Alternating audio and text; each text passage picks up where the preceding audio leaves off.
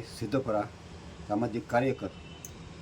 કેશોદ નગરપાલિકાએ જે હમણાં town hall બનાવ્યો છે એમની અંદર ઘણી બધી સંસ્થાઓને ભાડે રાખવાનો હોય છે, પરંતુ એમનું ભાડું વધારે હોવાથી કોઈને પોસાય તેમ ન હોવાથી હમણાં જ એક કાર્યક્રમ રોટરી ક્લબને રાખવાનો હતો, કવિ સંમેલન. એ પણ અક્ષયન ક્ષેત્રના મકાનમાં રાખવામાં આવ્યો હતો.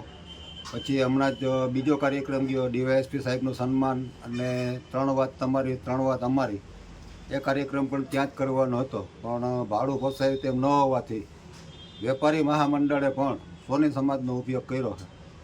તો મારી તંત્રને એટલી વિનંતી છે કે આવડી મોટી બિલ્ડિંગ બનાવી છે તો કાંઈક ભાડું ઓછું રાખે તો લોકોને પરવડે.